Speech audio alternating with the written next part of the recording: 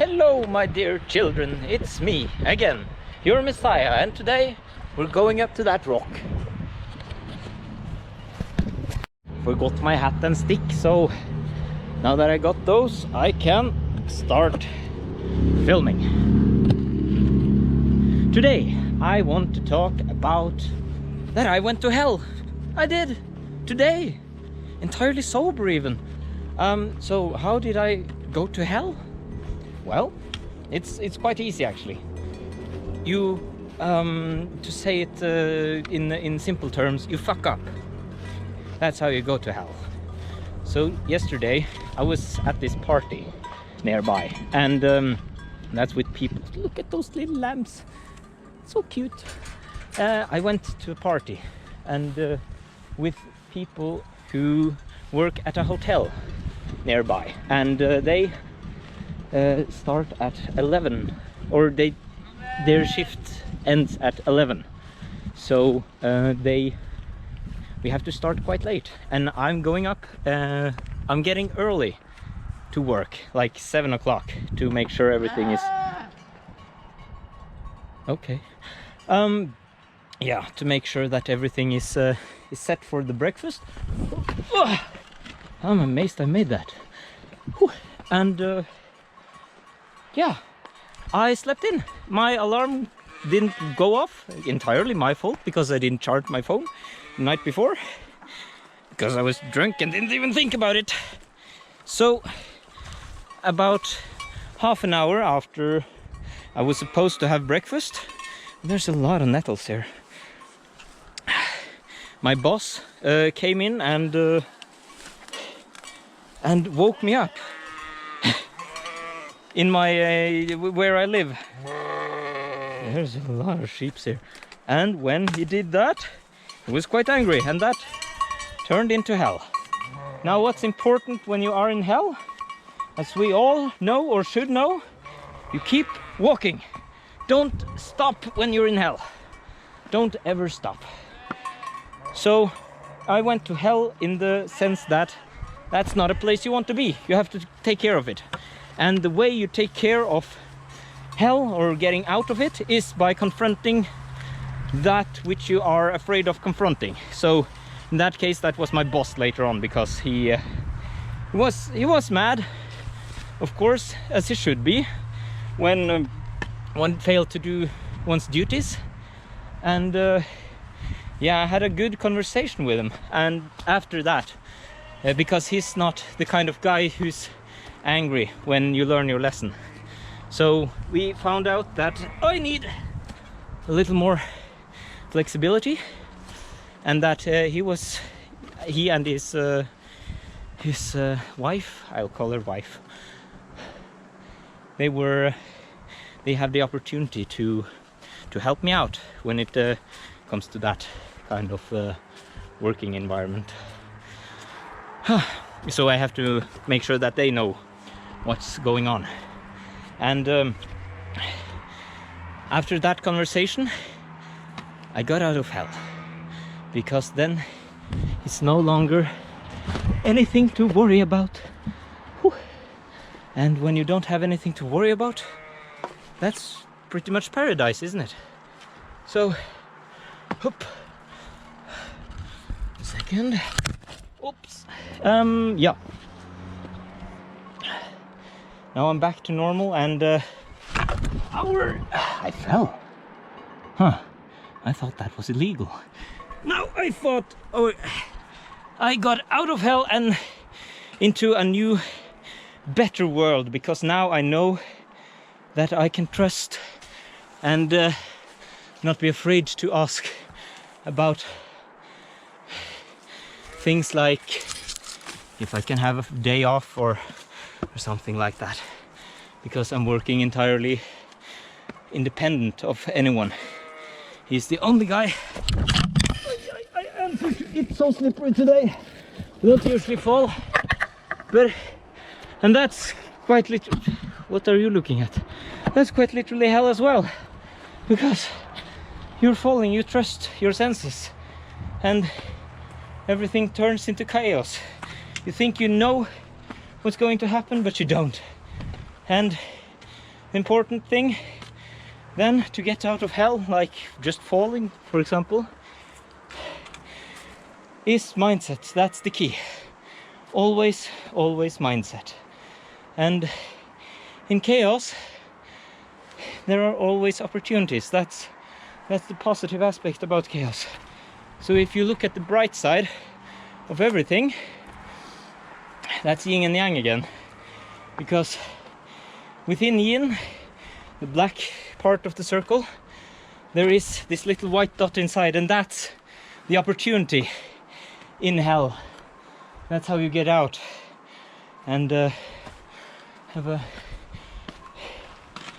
transcendental experience. And that's the rock we're going to get up on. So yeah, so slippery. Who knew moss was this slippery? And I'm confused and I'm lost and I'm having a great time. So I turned something that was potential to just fester and become worse and worse to instead just take the bull by the horns, as they say, and face it right head on. Because when you face what you are afraid of, then you face it on your terms. Chaos has nothing it can do to you anymore, because everything that's done is in your power. You're the one seeking chaos instead of chaos seeking you. And when you seek chaos, that makes it just a little bit more predictable and you gain more respect for yourself. So whenever you're afraid of something in life, that's where you need to go. That's exactly where you need to go. And that doesn't mean you have to confront your boss tomorrow, for example. If you have a work situation that you don't like, you have to plan and be careful about it. Know what you're going to say, because everything that is predictable is never going to reward you any good. And it's just unpredictability. I'm going to have to use this stick to get up on the rock, and I have to jump from here. So this is going to be tricky, but we can do it. Look now. Or in worst case, I'm going to fall. And if I fall, then that's on me. Whoop! I did it! It's quite high as well. I'm amazing. Whew. And we're up on the rock. Look at that. This right here, my friends and children, is the view I can look at every day if I so choose. Life is truly amazing if you let it be. So what my motivation and inspiration in life is, or what drives me, is the kind of feeling that the universe conspires with me. And that's why I'm saying that I am God or whatever, because when you act like the world is working with you, it is, because you gain exactly what you're focusing on every time. And of course, life happens to everyone, shit happens, but not nearly as much if you're aligned with yourself and the universe. And what does that mean? That means you have to work every goddamn day of the week on yourself. Because if life doesn't get better, that means life gets worse. And life has never gotten worse, ever. Because you always gain more out of life than it takes. That's why life evolves. Because life is so plentiful. Nature is chaos, and some parts in the chaos manifests itself because it is real.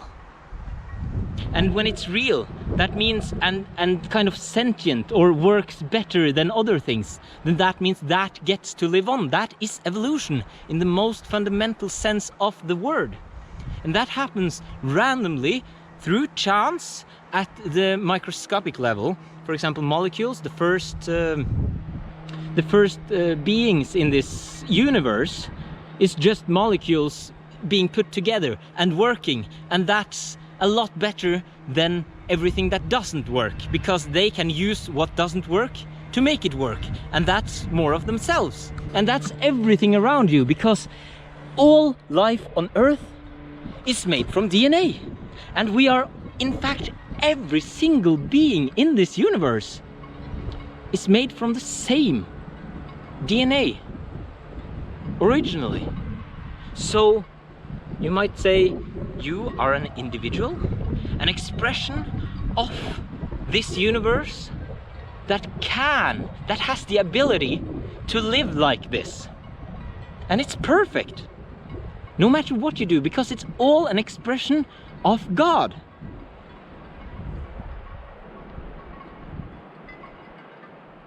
Huh. Because God is everything. And if God is real and truth, that means that truth exists. And if truth exists, that means there is. Whereas if nothing existed, or there was nothing, then it would all be a lie, because in essence, everything that is truth. Whereas everything that isn't is a lie. If you think about it. A lie is something that appears one way but is another. It's not what it seems to be. So therefore, a lie can't be. If a lie is, that means, and it's true, if the lie is true, that means that the lie is false, and it just becomes true. Then it's not a lie anymore. You might say, for example, the sun is setting in the evening. The sun is going down. But that won't be true in the morning, because linear time doesn't exist. It's true now. If you look in the local kind of space of time that we imagine right now. Whereas if you say the same thing in the morning, then it's not true, because it's not that time anymore. So it's false and true, and it switches all the time. But the essential question in the universe, the entire universe, is there something or is there not something? And if there was not something, that the universe is a lie, there wouldn't be anything to ask the question, is there nothing? So by that definition, lies cannot exist, because, or they exist as lies. That means they are not true. And there is an isness to the universe, and that isness is what I call God, and that is what I'm trying to align with, and that is what is speaking through me, because ideas is where I get these ideas from. That's another plane of reality altogether. It's not physical. You cannot touch an idea at all. You can only observe the idea, and you get to choose whether to believe it or not. I mean, there's an idea, just to take a really bad one, rape your mother. Yeah, that's an idea. Whether you act on it is up to you. An idea can be false, whether you choose to make it false or not, because you bring it into life, into this world. So if you have an idea to move a rock, the rock has never been moved until you do it, and then it becomes true. Because in essence, if we are God, that means we make reality all the time. Yeah, you think about that, and I'll make the next video. See ya!